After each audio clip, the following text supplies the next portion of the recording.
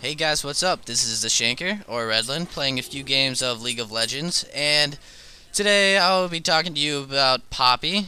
I know she is a really underplayed champion. That's why I chose her, because I was sitting there and I was thinking, now which champion is really good and really doesn't get that much attention.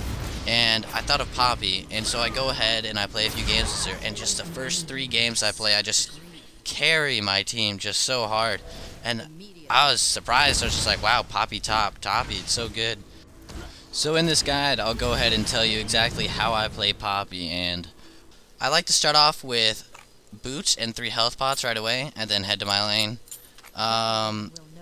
If I'm on the top of the map with the purple, then I usually don't go help, like with golems, even though I probably should.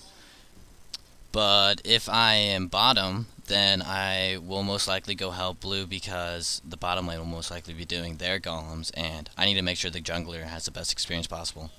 But first thing I like to get at with her is her devastating blow. It's definitely Poppy's best ability. It's at level 8, it's or level 9, it's every 4 seconds is you can use it again, or basically 3 seconds with the right runes and masteries like I do. And I like to get it first because it's just a massive burst amount of damage, and it basically, there's like so many things that applies to it. It's like 8% of the target's max health, and then 20 extra magic damage, and then it's like basically having a Sheen that takes out a percentage of their health. It's like a Sheen Madrid's Blood Razor ability. It's pretty amazing, but I like it because it's really good at taking down tanks, and it helps you last hit.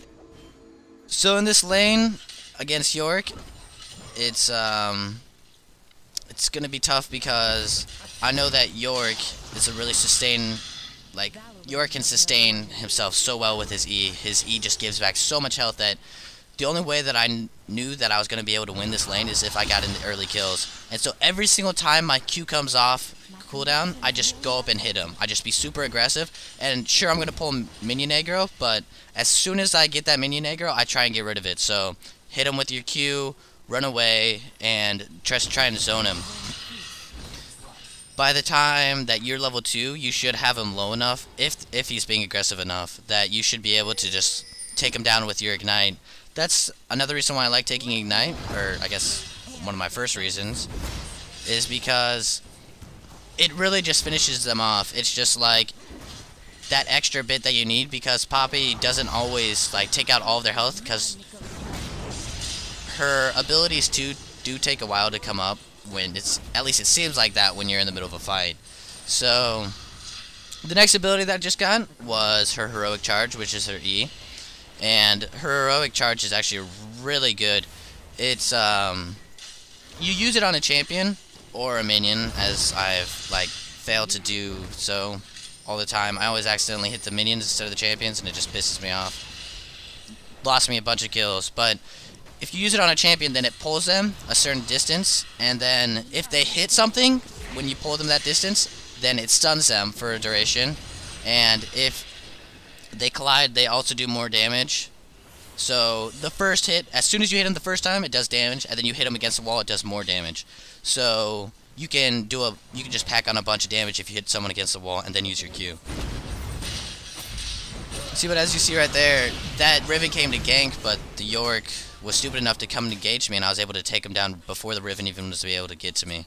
And so I got away with my health and a kill. But the next ability that you saw me just get was the Paragon of Demacia. Paragon of Demacia has an active and a passive part of it. The active increases your movement speed, and the passive is every consecutive hit increases your attack damage and armor. It's a lot like Graves' passive, but the duration between each consecutive hit is shorter. Poppy's main passive is what makes Poppy such a great champion. What it does is that any damage dealt to Poppy that exceeds 10% of her current health is reduced by 50%, but that does not include any of the towers. A lot of people will underestimate the amount of damage that gets reduced because of Poppy's passive, and a lot of people will engage on Poppy even though she'll be able to defeat them because of the reduced damage from her passive. I like to max my Q first as Poppy, and then lead into my W, and then my E. If I were to go AP Poppy, then I'd want to get my E up second, but because I am AD, my W gives me more attack damage, and that helps a lot. When laning top with Poppy, you want to make sure to harass as much as possible. Even though she is an AD champion, she can still harass really great. This is because of the great cooldown on her Q, and the speed that she has with boots. Before level 4, you want to just use your Q whenever the enemy gets near.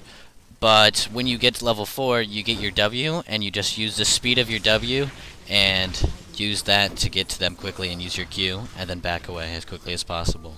Later in this game, against this Yorick begins to be able to sustain himself really easily, so all of my Qs and all of my damage I've been doing to him, it just doesn't do anything to him, and I have to sit there and try and pick him away, but I can't because he just keeps on regaining back his health with his E. So that's a really good counter to Poppy is sustainability, because she doesn't have any abilities to get her health back unless she gets Vampiric Scepter, which is sort of silly. Another weakness of Poppy's is her farming ability, and the way that I solve this problem is I go ahead and get gold per 5 items after I get my Sheen. The reason I get this is because of how easily she can be zoned. Because she is a melee champion, ranged abilities and ranged champions top can easily keep Poppy from farming.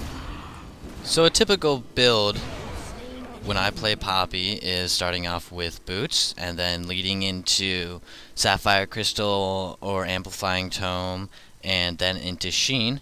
After Sheen, I usually get my second boots and then a gold per 5 item. Depending on who I lane against top, I will either get an Avaris Blade, Heart of Gold, or a Philosopher's Stone. After a few gold per 5 items, I will build my Sheen into Trinity Force, and then I will usually get Warmogs and then Atmas. The reason for this is because top lane is meant to be tanky. The jungle isn't guaranteed tanky, and your mid and bottom lane will most likely not be tanky either, so it's your job top to be the tanky one. And I don't just mean health. By tanky, you need to get resistances as well.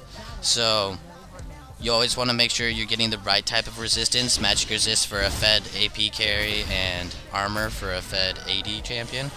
This also means that if you're laning an AD champion top, you want to get Ninja Toppy, whereas if you're laning an AP champion top, you want to get Merc Treads.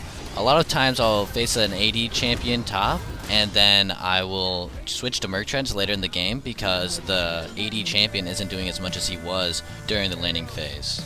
If you're beginning to get extremely fed, then I recommend going more of a damage output Poppy, which includes getting things like Phantom Dancer after you finish your Trinity Force instead of Warmogs or Atmas, and then building that into an Infinity Edge after that Phantom Dancer, and then buying even more strong AD weapons like Bloodthirster. If they don't give up after you're being this fed and it begins to go later game and they start being able to kill you, then you want to make sure to switch to a more of a tanky build, because although Poppy is really strong with her AD mid game, late game she sort of scales off, so you want to start going more tanky so you can resist the enemy for your team. For masteries, I usually go a 21-9-0 build. I rank up 1 in Summoner's Wrath, which is the improvement for Exhaustoric Knight, and then I'll also get up the attack damage, attack speed, armor penetration, the attack damage per level, the critical strike damage, the lifesteal, the next armor penetration thing, and then the increases damage dealt by 6% to targets below 40% health. And then I also get the bladed armor with 3 in hardiness as well as 3 in resistance, because getting the bladed armor increases your farmability by a bunch. If you can just tank the wave, then the minions basically kill themselves. For runes, I like to go my AD page, which has plus 4.5% movement speed at its quintessences, minus 5.89% cooldown reduction on my glyphs, plus 13 armor in my seals, and plus 15 armor penetration in my marks. I really do enjoy playing Poppy, and I feel like she brings a lot to the team. She can easily pick out a carry and just kill that carry right away because of her ultimate. She doesn't have to worry about any other champion stopping her from going for that carry. Not only does she do extremely well against teams that have a lot of CC because of her ultimate, but she also does really well against teams that try and burst down your champions because of her passive. She can just take all of that damage and reduce it by 50%. Hopefully this guide has helped you learn how to play Poppy, and hopefully this should bring out more Poppy players while I am playing ranked. Don't forget to rate, comment, and subscribe, and thank you, and peace.